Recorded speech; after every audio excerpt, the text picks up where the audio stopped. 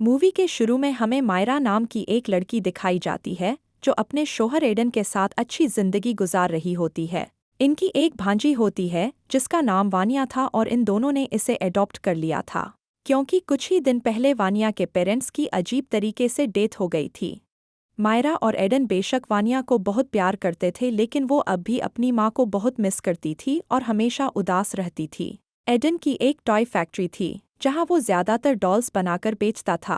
कुछ ही दिन पहले उसने एक डॉल बनाई थी जिसका नाम सबरीना था और ये डॉल बच्चे बहुत शौक से खरीद रहे थे।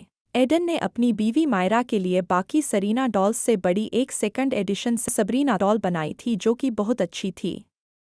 मायरा को एडन का दिया हुआ ये तोहफा बहुत अच्छा लगा था और हम देखते हैं कि वानिया अपने स्कूल में है। वहाँ उसका एक दोस्त चार्ली चार्ली गेम खेल रहा होता है।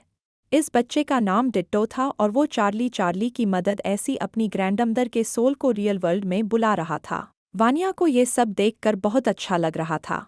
डिट्टो वानिया को बताता है कि इस गेम को खत्म करने के लिए लोगों को प्रे करनी होती है ताकि इस गेम में बुलाई गई सोल्स वापस जा सके। डो वानिया को iOS ऐप के बारे में भी बताता है जिसकी मदद ऐसी सोल्स को ढूंढ कर देखा जा सकता था। वानिया चार्ली चार्ली गेम के बोर्ड को डिटो ऐसी बोरो कर लेती है। दूसरी तरफ हम वानिया को देखते हैं जो चार्ली चार्ली गेम की मदद ऐसी अपनी मोम को इस दुनिया में बुला रही थी। वानिया को फील होता है कि उसकी माँ की आत्मा रियल वर्ल्ड में आ चुकी है और वो iOS ऐप इस साल को ढूंढने लगती है। जाहिर है कि ये ऐप फेक थी और वानिया को अपनी मदर की बेचे अपनी आंट मारिया दिख जाती है। मायरा वानिया को उसके कमरे में सुला देती है और सोने से पहले उसे सबरीना डाल भी देती है। जब वानिया सो रही होती है तो हम सरीना डाल की आइस को मूव करता हुआ देखते हैं, which means Charlie Charlie game से वाकई कोई सोल आई थी और अब वो सरीना डाल के अंदर थी। नेक्स्ट डे हम सरीना डाल को घर में अपने आप जगह बदलते हुए देखते हैं जिसे देखकर वो डर जाती है। रात को जब वानिया दोबारा उस iOS ऐप को उसे करती है तो उसे कोई नज़र आती है जो असल में एक डमी थी। फिर तभी कोई सोल वानिया को अलमारी में खींच लेती है। वानिया ये बात सुबह अपनी आँ को बताती है और मायरा वानिया को समझाती है कि उसकी माँ एंटोनी अब इस दुनिया में मौजूद नहीं है लेकिन एंटोनी वहाँ मौजूद होती है। अगली रात मायरा को अपने घर में एंटोनी दिखती है और देखते देखते एंटोनी एक डम में तब्दील हो जाती है और मायरा को मारने की कोशिश करने लगती है। मायरा चिल्लाते हुए वहाँ से भागती है। ये आवाज़ सुनकर एजेंट भी वहाँ पर आ जाता है। ये डम इन दोनों आरोप अटैक कर देती है और ये डम किसी तरह भी इनको जाने नहीं देता, लेकिन ये लोग अपनी जान बचाकर वहाँ से भाग जाते हैं।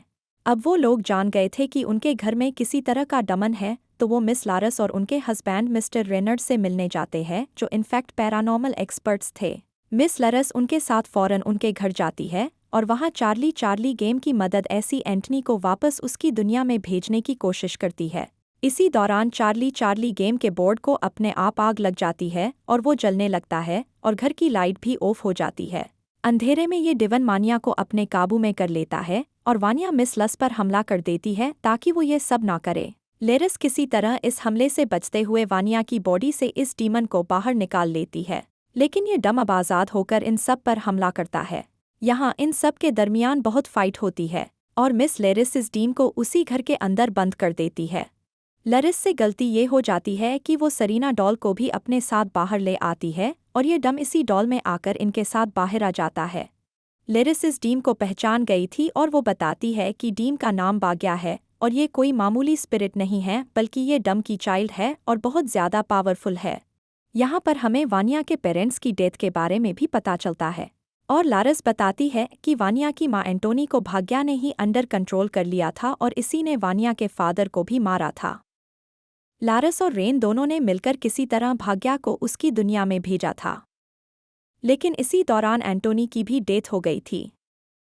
वानिया ने चार्ली चार्ली गेम की मदद ऐसी एंटोनी को वापस बुलाया था तो भाग्या का डीमन हमारी दुनिया में वापस आ गया था। भाग्या को मारने का सिर्फ एक ही तरीका है कि लारस भाग्या को उसके ट्रू फॉर्म में विरासत में मिले खंजर ऐसी मारे जिस खंजर को भाग्या को मारने के लिए ही बनाया गया था। ये खंजर फिलहाल रेन के पास था। रन को ये खंजर कई साल पहले केव में मिला था जहां इस खंजर को खुद डीमन के जरिए छुपाया गया था। अगले दिन बाघ का डीमन दोबारा एक्टिव हो जाता है और मायरा को अंडर कंट्रोल कर लेता है। मायरा सब आरोप चाकू ऐसी कई बार करती है और ये सब मिलकर मायरा को किसी तरह उसके घर में वापस लाते हैं। यहाँ लड़ मायरा को पकड़ के एक्सोर्सिज्म करती है, जहाँ हमें पता चलता है कि भाग्या डेमन को सबसे पहले हमारी दुनिया में किसी इंसान ने ही बुलाया था और यहाँ मूवी का रुख बदलता है। असल में कई साल पहले एडन का एक भाई था जिसका नाम अर्का था। दोनों के फादर की टॉय कंपनी थी और उनके फादर को हमेशा एक आके डिज़ाइन किए हुए टॉय पसंद आते थे, जिसकी वजह से एडन जीलस फील करता था। जब इनके फादर की डेथ हुई तो उन्होंने अपनी प्रॉपर्टी का 60% आर्का के नाम कर दिया और एडन के हिस्से सिर्फ 40% प्रॉपर्टी आई। इस बात को लेकर एडन बहुत दुखी हुआ और वो एक मैजिशियन के पास गया क्योंकि वो अपने बड़े भाई को काले जादू की मदद से मरवाना चाहता था क्योंकि उसे पूरी प्रॉपर्टी चाहिए थी। और उसी मेंशन ने भाग्या के डेमन को हमारी दुनिया में बुलाया था और इस डेमन को एक ह्यूमन बॉडी चाहिए थी। भाग्या ने पहले अर्का को अंडर कंट्रोल करने की कोशिश की थी लेकिन अर्का उसके काबू में न आ सका। इसलिए भाग्या के डेमन ने अर्का की बीवी एंटनी को पसेस कर लिया, यानी अपने काबू में कर लिया। एंटनी और अर्का ही वानिया के पेरेंट्स थे और जब लारास ने भाग्या ऐसी मुकाबला किया तो दिन एंटनी और अर्का दोनों की डेथ हो गई थी, यानी कि वानिया के पेरेंट्स की मौत का जिम्मेदार यानी रिस्पॉन्सिबल एडन था।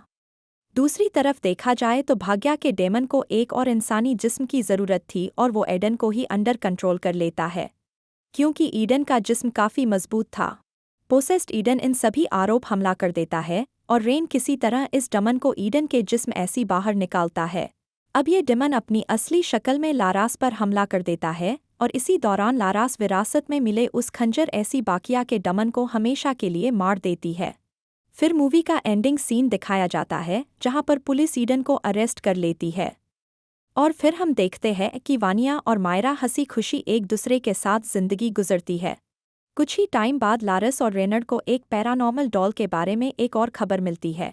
उसे पता चलता है कि इस डॉल के मुतालिक एक और केस आया है और इसके आगे कुछ नहीं दिखाया जाता। यहाँ पर मूवी खत्म हो जाती है।